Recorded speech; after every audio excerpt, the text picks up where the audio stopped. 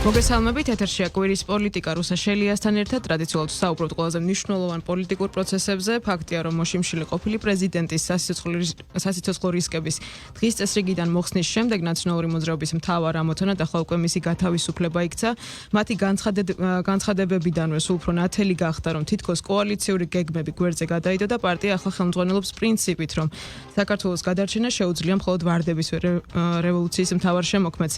ასევე მამუკა ხაზარაძემ გაავრცელა მიმართვა და განაცხადა, რომ გადაუდებლად მიაჩნია ეროვნული კონსოლიდაციის მძლავრი პლატფორმის შექმნა და ყველა დაინტერესებულ მხარეს იწვევს მრგვალი მაგიდის ფორმატში. მოკლედ, რამდენად თანმიმდევრული და ერთიანია ოპოზიცია საკუთარ გეგმებში, ამ საკითხზე ვისაუბრებთ დღეს გადაცემაში. ჩვენი სტუმარია გირჩის ლიდერი იაგო ხვიჩია. რადიო იმედის ეთერშია კვირის პოლიტიკა რუსა შელიასთან ერთად. კიდევ ერთხელ შეგახსენებთ, რომ გვისმენთ მთელ საქართველოში ყველაზე ვრცელი საეთერო დაფარვით, ასევე გვიყურებთ რადიო იმედის Facebook გვერდზე და პორტალებზე იმედი.g და myvideo.g, ასევე მაგთის IP ტელევიზიის 53 არხზე. მოგესალმებით ბატონო იაგო, დიდი მადლობა გადაცემაში სტუმრობისთვის და დავიწყოთ საუბარი სწორედ მიხეილ სააკაშვილის მიერ გუნდში გავრცელებული განცხადებით. მან ფიცი დადო, რომ საქართველო დაიბრუნებს ძველდიდებას და ბრწყინვალებას და რომ თავადაც სწორედ ამ რწმენით ჩამოვიდა საქართველოში და ყველას მოუწოდებს გაერთიანებისკენ ამ იდეის გარშემო. მინდა კითხოთ, რამდენად რა ხდება დღეს ოპოზიციურ ფლანგზე ზოგადად და ისევ ქმნის თუ არა მიხეილ სააკაშვილი დღის წესრიგს ოპოზიციაში და ზოგადად ქვეყანაში მიმდინარე პოლიტიკურ პროცესებზე რა აქვს მას ჯერ კიდევ. მოგესალმებით, მადლობა მოწვევისთვის. მიხეილ სააკაშვილი ქმნის დღის წესრიგს ამ წუთას, ეს ფაქტია.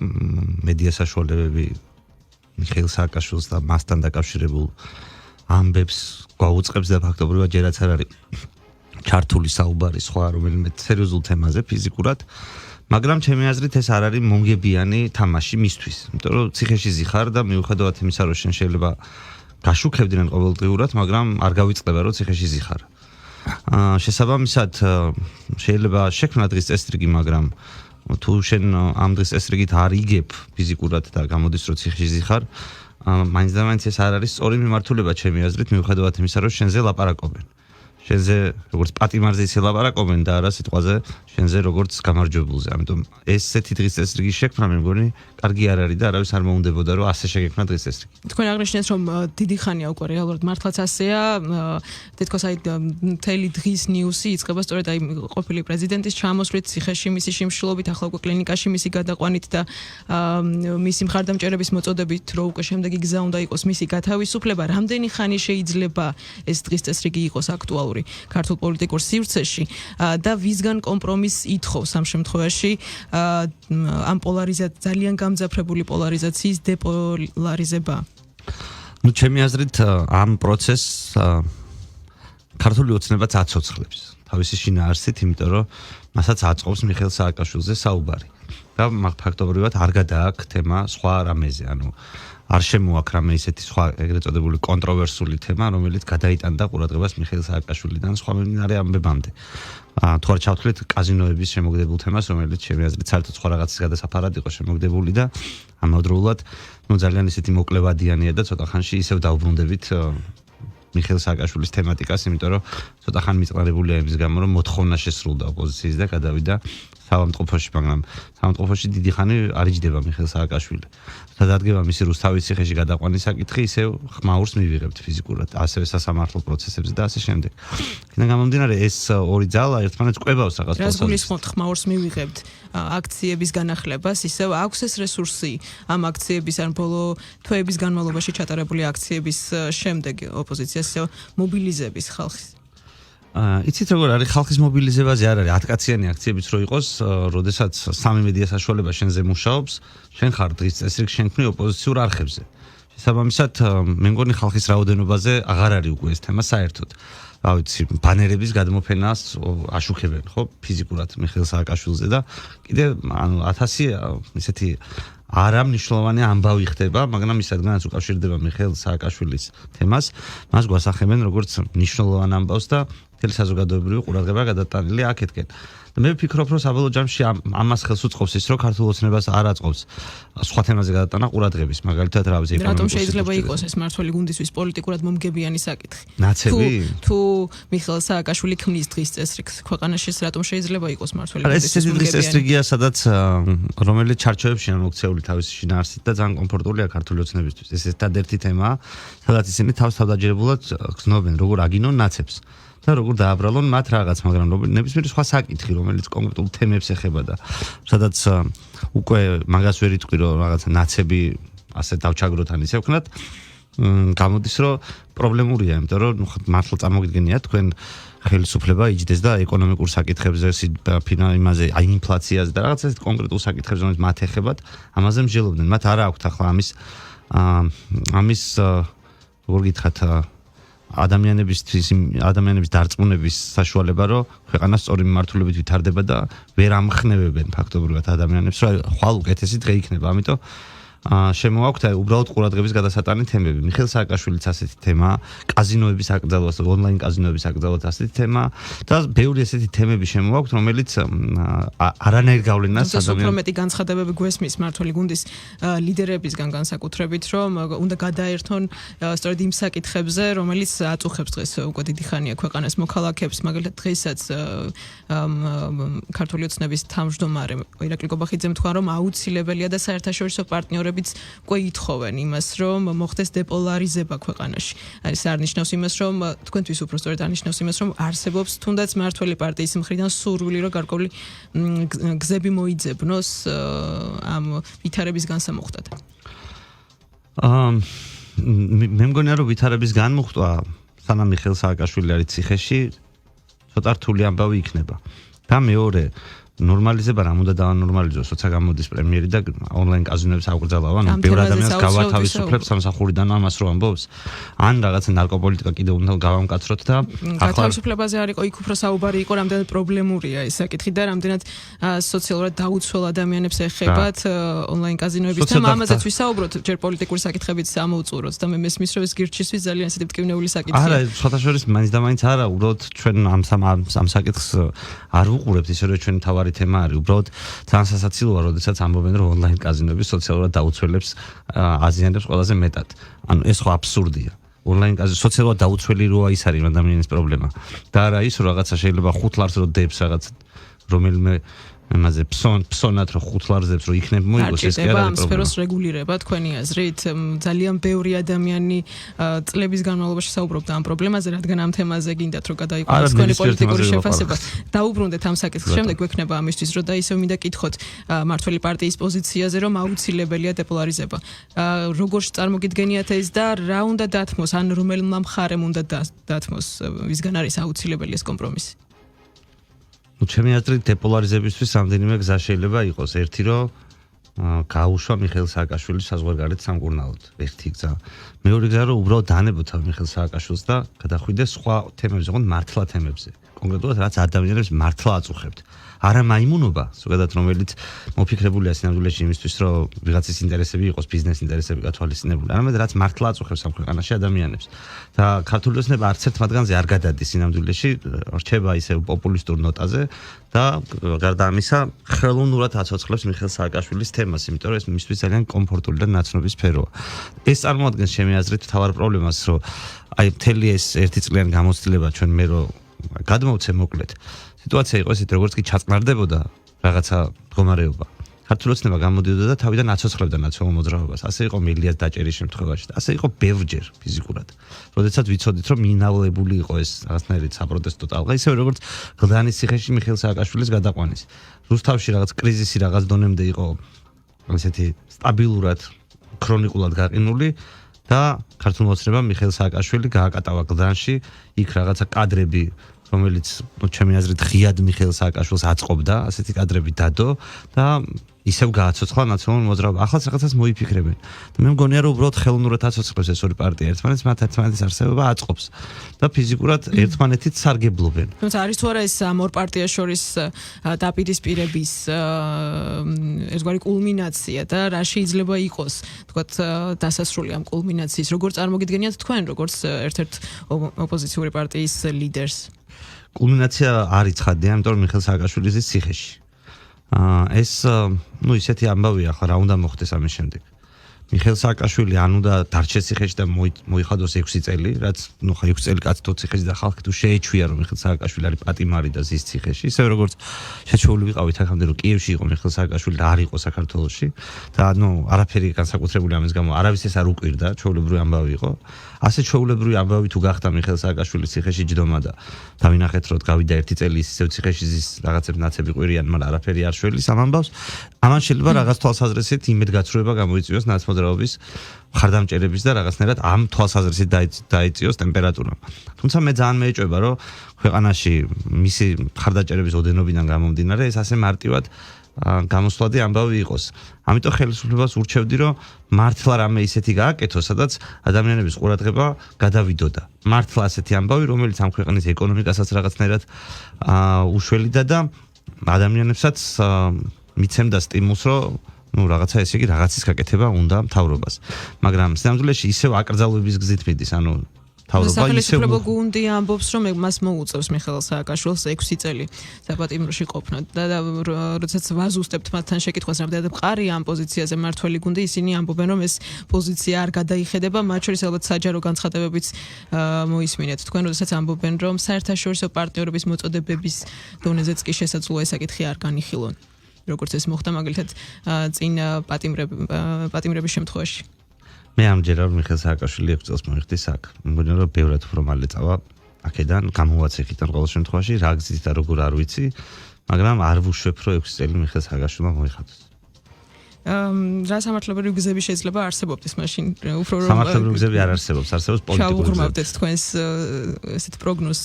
სამართლებრივი გზები არ არსებობს, ჩემი აზრით, არსებობს პოლიტიკური გზები. და პოლიტიკური გზები არის გამოსაყენებელი იმისთვის, რომ რაღაცა ამ თვალსაზრისით შეიცვალოს. სამართლებრივი გზებით 6 წელი აქვს მიჯილი მიხეილ სააკაშვილს. და უნდა შეიწყალოს პრეზიდენტმა, მაგრამ ეს რომ შეიწყალოს უკვე არის პოლიტიკური თავისი შინაარსით. ასევე რადგან უარზეა პრეზიდენტი. პრეზიდენტი ბევრჯერ ყოფილა უარზე, მაგრამ ეს შეცვლილა. ამიტომ გააჩნია როგორ იქნება ზეწოლა ამ თვალსაზრისით. ზეწოლა როგორ საიდან მოხდება და როგორ მოხდება, ესეც ამ წუთას არ ვიცით. ასევე არსებობს სხვა გზები, ასევე შესაძყვეტია სხვა დავები პირობითად, რომელიც მიმდინარეობს სადღაც და მიდის გამოძიებები ამ წუთას სასამართლოც იმართება და ასე შემდეგ. შესაბამისად ახლა ამ ახალ სასამართლოებსაც მაინც და მაინც დიდი შინაარსი არ გააჩნია, იმიტომ რომ ძველი სასამართლო გადაწყვეტილებებით 6 წელი აქვს მიჯილი. რამ შეიძლება მაშინ ასე დაგისხმოთ შეკითხვას, რამ შეიძლება აიძულოს მართველი გუნდი ეს სამართლებრივი გადაწყვეტილება პოლიტიკურ გადაწყვეტილება დააქციოს? ჩემი აზრით თავდაპირველმა შეთანხმებამ ქართულ ოცნებასა და მიხეილ სააკაშვილს შორის, რის მეშვეობითაც ის ჩამოვიდა საქართველოში. ამ შეთანხმების ღრმა შეთქმულების თეორიის განვითარებას ხომ არ ცდილობთ ახლა? არ ვიცი რამდენად ღრმა არის, მაგრამ ყოველ შემთხვევაში მე გამართული ლოგიკური არგუმენტები მაქვს. თუ ვინმე კონტრარგუმენტებს მეტყვის, დიდი სიამოვნებით მოусმენ და მის აზრზე გადავალ. მაგრამ მთელი ეს პროცესი არის დადგმული პოლიტიკური სპექტაკლი, ეს არის დღეს გირჩის პოზიცია. ჩვენ ხო ნორმალური ადამიანები ვართ. მე ძველი ყოფილი იურიდიული განათლებაც მიმაგრებს ცოტა ზურგს. და როდესაც მეუბნებიან ზოგადად რომ ადამიანი შემოიპარა ტრაილერის ღოლთან და მიშვილთან ერთად, ის ხალხი სრულიად უდანაშაულოდის ასევე ტყუილა ციხეში. და ახდენდა რევოლუციას. მე სასაცილოდ მეჩვენება, იმიტომ რომ თუ რევოლუციას ახდენდა ადამიანი, როგორ შეიძლება რამდენიმე მაღალი კალიბრის ნაციონალური მოძრაობის პოლიტიკური ლიდერი არ იყოს ამ საქმეში გარეული. რამდენად შეიძლება რევოლუციას გეგმავდეს ადამიანი მარტო ტრაილერის ღოლთან ერთად. მაშინ ეს ფსიქიური პრობლემების ამბავია და მაინც გარეთ უნდა იყოს ეს ადამიანი. ეს არის ოფიციალური ამბობს, რომ მისი მიზანი სწორედ ეს მშვიდად ჩაბარება იყო, რაღაცა ერთგვარი მითების დასამსხვრევად მისი ეს ხო მშვიდად ჩაბარება არ ყოფილა. მშვიდად ჩაბარება იქნებოდა თვითმფრინავში რომ დაждდებოდი კიევში, საქართველოს აეროპორტში რომ ჩამოხვიდოდი, ხალხს მიესალმებოდი, მედიას მოგეცემოდათ საშუალება კადრები გენახათ, თავაწეული პრეზიდენტი როგორ ბარდება დიქტატურას იმისთვის რომ რა ვიცი ხალხს გამოფხიზლებისკენ მოუწოდოს. ეს გასაგები იქნებოდა. მაგრამ როდესაც შემოდიხარ ტრაილერით ჩუმად მე დებს self ვიდეოებს და რაღაცა პერიოდის მერე ხელისუფლებას ბარდები. ჩვეულებრივად ისე რომ ხალხსაც კი არ თხოვ დახმარებას რომ იქნება გამოდის ხალხი ქუჩაში და რავი გიცავენ ხელისუფლებისგან. მაგრამ ბარდები და ბიძინაობის დღეს პრემიერს მიალოცინებ ბიძინა ივანიშვილისთვის დამარცხებას, აი 9 წლიანი ბრძოლის დასრულებას. მაშინ მართველი გუნდი ამბობს, რომ პირიქით მათ აღკვეთეს სახელმწიფო გადატრიალების სცენარი. ხო და ეგ მაფიქრებს, რომ შეთქმულებაა და შეთანხმებაა. ნახეთ გადატრიალების სცენარი მაგიტომ ამბობდი, სადაც არც ერთი გადამტრიალებელი არ არის გარდა სააკაშვილისა. ანუ ეს საქმე თუ გახსენი, მარტო ერთი კაცი იყო? ერთი კაცია მიხეილ სააკაშვილი მოდის და გატრიალებს? როგორც სახელმწიფო უსაფრთხოების სამსახურში თქვეს, რამდენიმე გამოკვეთილი პირია და მიმდინარეობს გამოძიება და გრიფი საიდუმლო ატევს ამ საქმეს. ამ ეტაპს გრიფი საიდუმლო ხალხი იქნება ახლაც გეგმავენ გადატრიალებას. და რატო არ ვიცით საზოგადოებამ დაკავებული რატო არ არის ეს ხალხი? ასე შემდეგ, ანუ ეს დანაშაულის ჩადენამდე მოხდა პრევენციული ღონისძიების გატარება, ასეთია ყოველ შემთხვევაში ოფიციალური განმარტება რაც სახელმწიფო სამსახურიდან მოვისმენთ, მათ შორის რუსთავის ციხიდან კლინიკაში გადაყვანის საკითხზე იყო აღიძრა ყოველ შემთხვევაში ხო სახელმწიფო გადატრიალების მცდელობაზე საქმე. ხო და აი ხო ძალიან ეს ყველაფერი პოლიტიკური თამაშია თქვენი შეფასებით. ამაში მინდა რომ დავინახოთ თქვენი ლოგიკა, რასაც თქვენ ავითარებთ. კი ბატონო, ნახეთ. სულ ორი მიზეზი არსებობს ლეგიტიმური, რის გამოც ჩამოვიდოდა მიხეილ სააკაშვილი საქართველოში. მესამე მიზეზი ფიზიკურად ვერ იქნება. ან მესამე თუ იქნება, ის ამ ორის ერთ-ერთი ნაწილია. მაგალითად, ერთი ვერსიის მიხედვით არის სახელმწიფო, რასაც ამბობს სახელმწიფო სამსახურის სამსახური და ასე შემდეგ, რომ კაც უნდა და გადატრიალება. ამიტომ ჩამოვიდა საქართველოში. ამას ლოგიკური პრობლემები აქვს. რაც მე წეგან საუბრობდი, თანამონაწილეები ვინ არიან გადატრიალების და ასე შემდეგ, როგორ იგეგმებოდა ვისთან ერთად და მთელი თემა ეს რო დაამტკიცო ამას. მე ხო ვერ ვიტყვი თქვენზე, რომ რუსო აპირებდა გადატრიალებას სახელმწიფოსი. აი მარტო ეს რო ვთქვა. იმიტომ რომ ვიცნობ ამ ადამიანს, მეტი რო არაფერი არ ვთქვა და რაღაცა არ იგეგმება იქ ხალხი იარაღს არ იძენს, რაღაცებს არ შვებიან, არ აორგანიზებენ. პირველი განცხადებაც მინდა შეგახსენოთ მიხეილ სააკაშვილის პირველი Facebook პოსტი, როდესაც ის ამბობდა, რომ მე შემოგიერთდებით მაშინ, როდესაც უკვე რუსთაველისკენ დაიძრება და პარლამენტთან შეიკრიბება ხალხი, მე ამ გზაზე შემოგიერთდებით. შეიძლება ერთ-ერთი სცენარი იყოს, სწორედ რაც შესაძლოა აღკვეთა სახელმწიფომ, მიხეილ სააკაშვილის შემოერთება? რომ თქვათ მიხეილ სააკაშვილი შემოპარული, ესე ვთქვათ, საქართველოს საზღურებში არ მისულიყო რუსთაველის გამზირამდე და მანამდე მოხდა მისი დაკავება. მისულიყო. რევოლუცია მოხდებოდა მიხეილ სააკაშვილი რუსთაველზე მოხდეს, რევოლუცია მოხდება ამ ქვეყანაში. ანუ ეს ხო აბსურდია შინაარსობრივად. რევოლუცია სჭირდება დაგეგმარება. ყოველ შემთხვევაში დესტაბილიზაციის მცდელობა იქნებოდა. ალბათ ამ სცენარის განვითარებით არ ფიქრობთ ეს? არა, რაშუაში, ანუ დესტაბილიზაციის განვითარება მიხეილ სააკაშვილს რო დაინახავენ ხალხი აღეგზნება ისე, რომ დესტაბილიზაცია მოუნდება ყველაზე და ქოცების დამხობა, ეს ხო ასე არ ხდება. ეს ხო არასერიოზულია. ამიტომ არ არის ეს გამართული. თქვენი ოპონენტი შეგახსენებდათ 2019 წლის ივნისს მაგალითად, როდესაც იყო მცდელობა პარლამენტში შეჭრის. რა მოხდა მერე? ანუ ეგ რაშუაშია 2019 წელს სადღაც შეჭრის ცდელობა იყო, ამის გამო კაცი რომელიც ტრაიდლერით შემოიპარა, არის რევოლუციონერი გადამტრიალებელი და 2019 წელს რაღაცა რომ მოხდა, ეს ავტომატურად მიშაზე ვრცელდება. ეს არ არის, ანუ მართლა ნებისმიერი ნორმალური სასამართლო. ამ ვერსიას უბრალოდ თავზე გადაახევდა ნებისმიერ ბრალდებელს. გადაკვეთის წერტილები მინდა კიდევ ერთხელ გთხოვთ. დავასრულო. ერთი ვერსია არის ეს. მეორე ვერსია არის შეთანხმება. რომელიც ჩემი ვერსია. თქვა რომ ესენი იყვნენ შეთანხმებული და მე შეიძლება არ ვიცოდი დეტალები ამ შეთანხმების როგორც ასეთი, მაგრამ მიხეილ სააკაშვილის აქ ჩამოსვლა ასეთი ფორმით, როგორც ის ჩამოვიდა, მე ეს ასეთი ფორმით ჩაბარება ხელისუფლებაზე იყო კონკრეტული შეთანხმების შედეგი, რომ ამ შეთანხმების შედეგად ამ ორმა პოლიტიკურმა ძალამ ნახა კონკრეტული პოლიტიკური სარგებელი, თან მნიშვნელოვანი პოლიტიკური სარგებელი. ერთმა გადალახა 53%-იანი ბარიერი და თქვენ იცით რომ არჩევნებამდე ერთი კვირით ადრე ჩატარებულ კვლევებში 37%-ს არ ცდებოდა ქართული ოცნების რეიტინგი, ხოლო მეორემ 22-23% ხონდა ასევე იმ წინა რეიტინგებით, აიღო 30%-ზე მეტი. წარმოიდგინეთ ახლა ორივე და შუა საერთოდ გაიკრიბა. ორივე პოლიტიკური ძალა ამ პროცესის შედეგად დარჩა მოგებული. ან იმდენად მოგებული, რომ ამაზე თვალის დახუჭვა უბრალოდ აბსურდია. ნაციონალური მოძრაობა ზეიმობდა გამარჯვებას, მოგეხსენებათ და იყო კიდეც საზეიმო.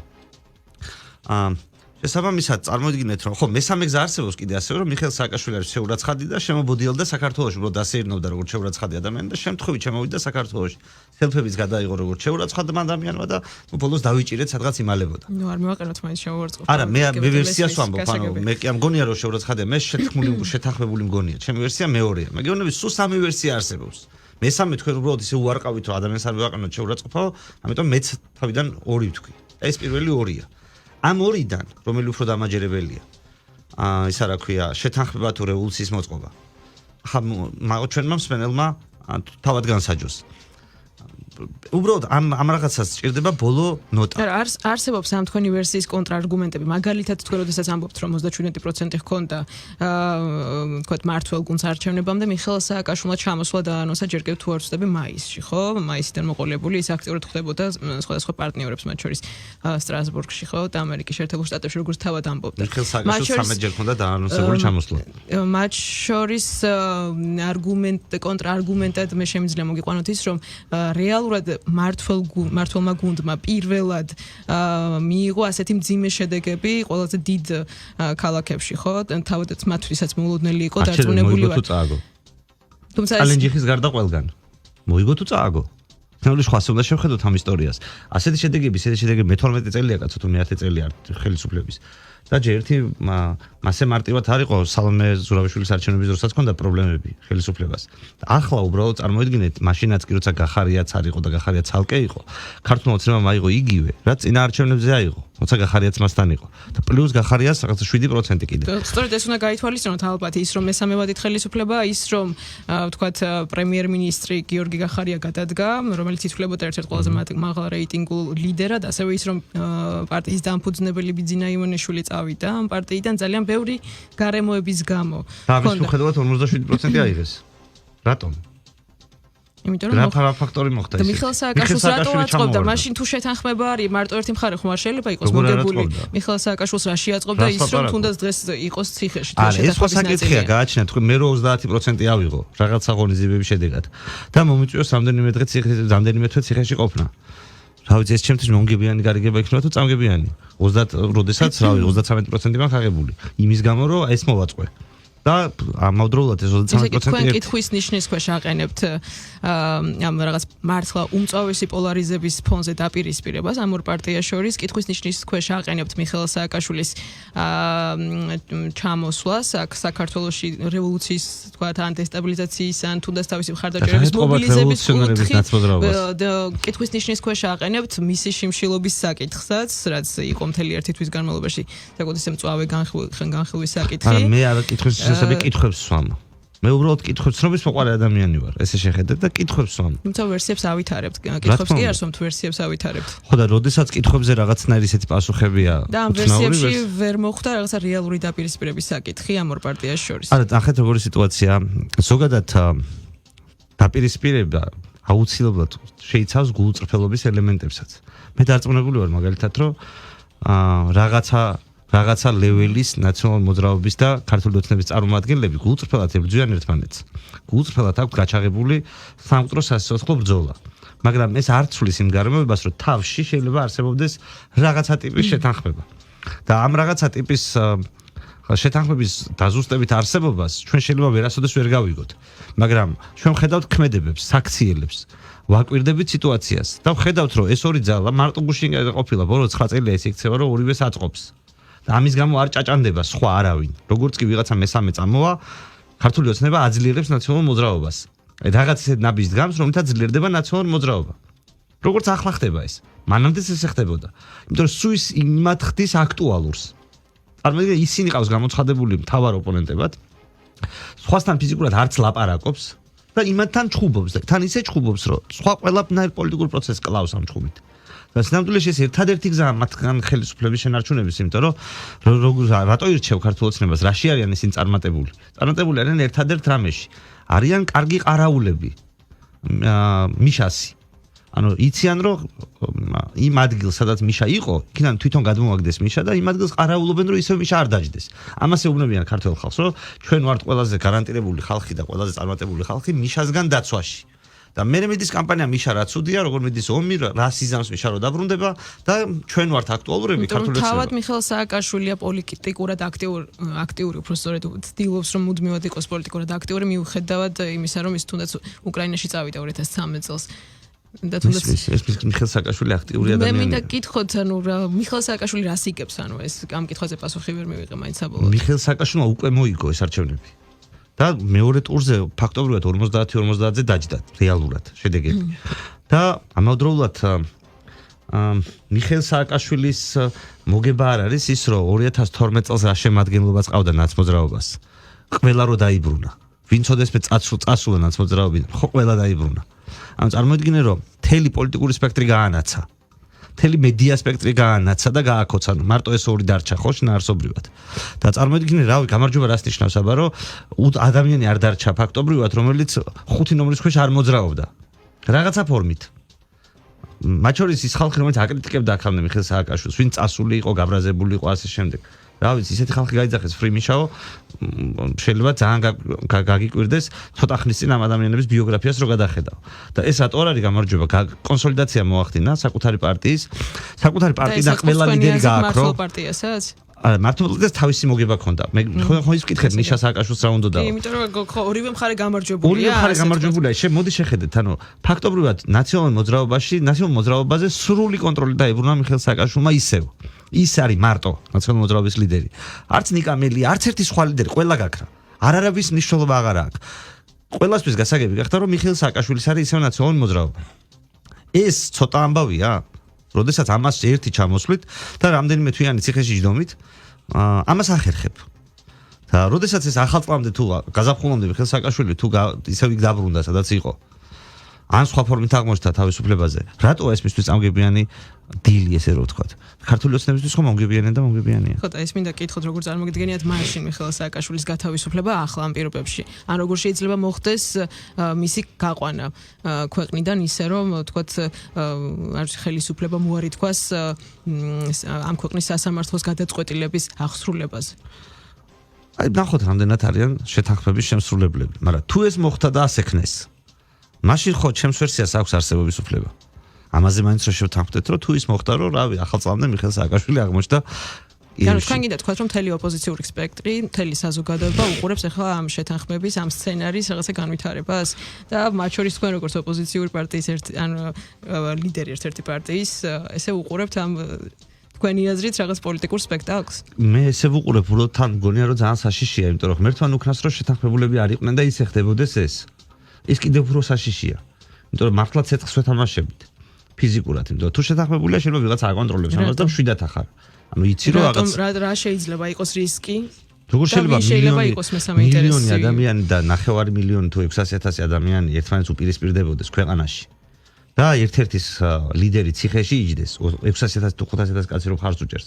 ეგეთი ლიდერი რო ციხეში იჯდეს მართლა და მართლა ომი რო იყოს გაჩაღებული მაგ 500,000 კაცსა და ქართული ოცნების მომხრეებს შორის ეს საშიში არ იქნება, როგორ არ იქნება საშიში? 90-იან წლებში სხვა რამე კი არ იყო.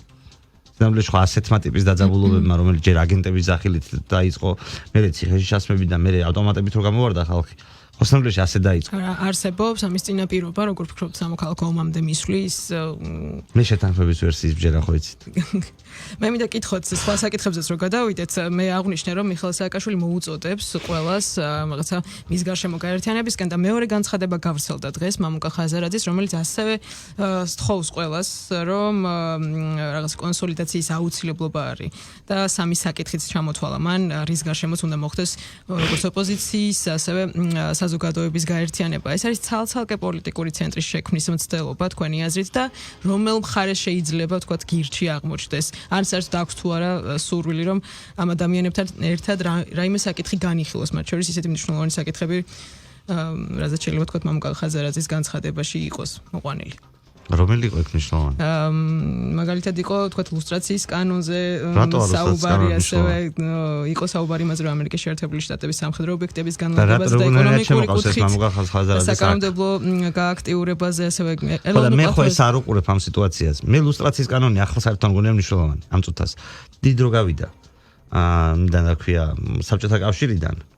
ფაქტობრივად და ის ხალხი რომელიც იქ შეიძლება აგენტები და ვიღაცა ყოფილიყო დღეს ფიზიკურად ამ ინფორმაციის გასაჯაროება და რა ვიცი ხალხმა რო ეს რაღაცნაირად გაიგოს რა შედეგი შეიძლება მან მოიტანოს შეიძლება კიდე გაზარდოს რაღაცნაირი დაძაბულობა საზოგადოებაში ამიტომ რო გითხრათ რომ მე აი ეს მიმაჩნია ახლა ქვეყანას მასშტაბა წინააღმდეგი კი არა ვარ უბრალოდ ამის იმედი რომ ამით ქვეყანა აღორძინდება არ მაქვს ამერიკის სამხედრო ბაზის შემოსვლა მე ჩემზე მეტად არ მგონია ვინმე უნდოდეს, მაგრამ მამუკა ხაზარაძე რო იტყვის ამით შემოვა? ანუ რაღაცა ხო სხვა არის ამისთვის საჭირო და გზა რა არის, როგორ შემოდის? ასევე ამერიკის შეერთებულ შტატებთან სავაჭრო ხელშეკრულების სწრაფად ამოქმედება ის მართლა ძალიან მნიშვნელოვანია ქვეყნისთვის და ეკონომიკური განვითარებისთვის ალბათ. დასაკვირველია ბევრი საკითხი, ჩვენ 11 საკითხი გვაქვს მაგალითად და დიდი სიამოვნებით ვითანამშრომლებთ ამ სამ საკითხზეც, თუ ჩვენს 11 საკითხზე ითანამშრომლებენ. გესმის? მიუხედავად იმისა, მე ჯერა ეს გამოვა, არ გამოვა მას ისეთი შედეგები ექნება, როგორც ავტორები მიიჩნევენ თუ არა. ამის მიუხედავად, ჩვენ ხო სულამას ვაკეთებდით, რომ ვცდილობდით ეს ხალხი ერთმანეთზე დაგველაპარაკებინა, რაღაცნაირად დაგველაგებინა რაღაცნაირი იდეა, თუ როგორი ქვეყანა გვინდა, მას შემდეგ რაც ქართული ოცნება არ იქნება ხელისუფლებაში.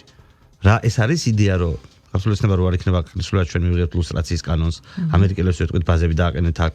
მასე ხო არ ხდება ეს. ანუ მე ვფიქრობ, რომ მეტი სერიოზულობაა საჭირო ამ კონკრეტულ სიტუაციაში. თუმცა რასაკვირველია, ყველა პარტიას აქვს უფლება იდეები კონდეს, მე ამ იდეებს არ ვებრძვი არც ერთს. რა ვიცი, თუ რამე შემეძლება ამ იდეების განსახორციელებლად ვეცდები, რომ ხელი არ შეუშალო მინიმუმ თუ არ დავეხმარები. მაგრამ მეტი სერიოზულობა მგონია საჭირო არსებულ სიტუაციაში მართლა იმის გააზრება, მართლა რა გვინდა. ის კი არა ხალხს რას ვეტყვით. მოეწონება ხალხს ლუსტრაციის გეგმა. ეს კი არა. მართლა რას ვამბობთ, კაცო, აი სახში რომ მარტო დარჩება, რომ ვიღაცას რო ელაპარაკები, შენს მეგობარს. იმას ხო ამას არ ეტყვი, ახლა ჩვენ ვიჩალიჩებთ ამერიკის ბაზის შემოყვანაზე. ანუ რაღაცა სხვა არის, ხო მართლა საჭირო და აი ამ სხვაზე არ ვინარ მაშინ ოპოზიციური სპექტრიც ერთგვარად ხალხის საჭიროებას როგორ ფიქრობთ? რატომ მოწყდა ისეთია, რომ ნიშნავს, რომ ადრე იყო საჭიროებაზე მიბმულია და მე მოწყდა რაღაც დროს. მე მგონი, რომ ჩვენს სპეციფიური პოლიტიკური სპექტრი გვაქვს. 30 წლის განმავლობაში ბევრი რამე გადახდა თავს ჩვენ პოლიტიკურ სპექტრს ნამდვილეში. ბევრი რამე გადაუტანიათ და უნახიათ ამ ხალხს. და არსებობს იქ რაღაცა ტიპის ურთიერთობები ზოგადად, რაც არის ქართული პოლიტიკური სპექტრის. და ამ პოლიტიკური სპექტრის ტრადიცია არ არის ხალხის ინტერესებით მოძრაობა. საერთოდ სხვა რამე არის ამ პოლიტიკური სპექტრის ინტერესი და მთელი ეს გარემო რაც ჩვენ გვაქვს, ხელს უშლის ამ პოლიტიკური სპექტრის ცვლილებას. ამას ხელს უშლის მედიაც რაღაც თვალსაზრისით. და ჩვენ ვუყურებთ ძალიან უხარისხო დისკუსიებს და მსჯელობებს პოლიტიკაზე. გინახ ბოლოს როდის ნახეთ მართლა დებატი. სადაც აი შენ ამბობ პოზიციას, იცავ ამ პოზიციას, ის კი არა ემოციებზე რო თამაშობ, აი პოზიციას იცავ. ამბობ ლოგიკურად ხსნის საკუთარ არგუმენტაციას. მეორე მოდის ამას აბათილებს. ბოლოს ვარკვევთ ჭეშმარიტებას, რომ რა არის რეალობა. და ამაზე ვთანხმდებით. შეიძლება მე გადავიდე შენს აზრზე, შეიძლება შენ გადმოხვიდე ჩემს აზრზე, მაგრამ რეალობაზე ვთანხმდებით. როდის ნახეთ ასეთი დებატები? პარლამენტის წევრი არ გაქვთ თქვენ როგორც პარლამენტის წევრს ტრიბუნა მათ შორის იმისთვის, რომ თუნდაც საპარლამენტო სივრცეში ედებატოთ მართლ გუნდს ან თუნდაც ოპოზიციურ პარტიებს. ჩვენ საქმეს ვაკეთებთ, ჩვენს პოზიციას ვაფიქსირებთ და კაცშვილი არ გპასუხობს. ანუ ფიზიკურად დებატი არ მიდის, იმიტომ რომ მეორე მხარე არ გპასუხობს. შენ იტყვი, შეიძლება ვიღაცამ ტაში დაგიკრას, მაგრამ პასუხი არ არის იქით ამ მხრიდან. არც ერთის მხრიდან, ანუ საერთოდ როგორც კი შენ ამას იტყვი, ისინი ჩხუბს იწყებენ ერთმანეთში. და უბრალოდ შენ რაც არ უნდა პოზიცია დააფიქსირო სხვა თემაზე. იქნება ეს, რა ვიცი, ეკონომიკური სიტუაცია, იქნება ეს ინფლაცია, ნებისმიერი სხვა თემა. აი როგორც კი შენ ამას ამბობ, ვიღაცა გამოვა და ნაცებს აგინებს. ან მე ამასთან დაკავშირებით პარლამენტში ესეთი საკმაოდ ხმაურიანი განცხადებებიც ჰქონდა, უბრალოდ ნერვები მომეშალა იმაზე, რომ არავის არაფერს გაკეთება არ უნდოდა. ანუ უბრალოდ ერთადერთი ამოცანა არის, რაც ყველა მიცის, არავის არ ეშინია მის ეს მოსულა, არის მეორე ოპონენტის გინება. ეს ხელისუფლების მხრიდან და ოპოზიციაც ხო იგივე საკეთებს. შინაგან საქმეთა მინისტრი იყო მოსული. უნდა მოგვესმინა ამ ლაშქარავას თემაზე და ზოგადად იმ ამბებთან დაკავშირებით რაც იყო. იქ მოაწყვეს პერფორმანსი, დაახლოებით 15 წუთის განმავლობაში დაიკავეს ტრიბუნა ოპოზიციამ. ქართულ ოცნებას მიეცა საშუალება ეთქვა, რომ არ გინდა თქვენ ლაპარაკი და წავიდა მინისტრი, კარგად იყავითო, თქვენ არ გინდათ საუბარიო და ჩაიშალა ეს ამბავი და რა გამოვიდა ამით? ვინ მოიგო ამით, რომ ჩაიშალა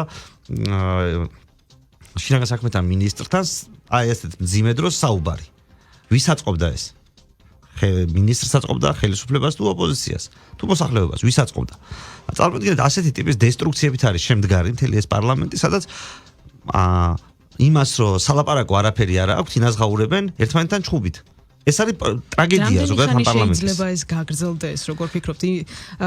მე გეტყვით რომ კულმინაციაა რაღაცნაირად, ახლა ჩვენ კულმინაციაში ვართ. ერთად ოპოზიციის ნაწილი ითხოვს ვადამდელ არჩევნებს, მათ შორის მიხეილ სააკაშვილის გათავისუფლებასთან ერთად აყენებს ამ საკითხსაც, რამდენად რეალური ან საერთოდ აქვს თუ არა რესურსი. მე მგონი ეს დილობის გამო ითხოვენ, იმიტომ რომ ჩვენ ამაზე სულ საუბრობდით, რომ რაღაცას რო ვითხოვთ უარი რო გითხრან, მე რას ვშვებით.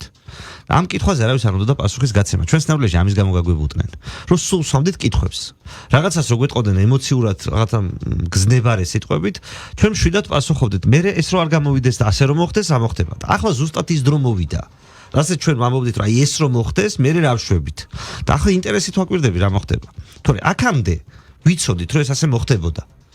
და ახლა რა უნდა მოხდეს, მე არ ვიცი. გეგმებთან დაკავშირებით გვეუბნებიან ყოველდღიურად, ხვალ გეტყვით, ზეგ გეტყვით. კანცელერიას და არტყამ წრეს მე რეგეტყვით და ასე შემდეგ. და როდესღაც ხონდა თქვან თქვენ აკვირდებით ოპოზიციის გეგმებს, რა იქნება მათი შემდეგი, თქვათ სამოქმედო ნაბიჯი? რა თქმა უნდა, ჩვენ ხო ოპოზიციასთან თანამშრომლობის გამოცდილება გვაქვს და მართლა გაგვებუტრენ იმის გამო, რომ ამ კითხვებს ვსვამდით. რომ რაღაცა რო არ გამოვიდეს, მე რა ხდება?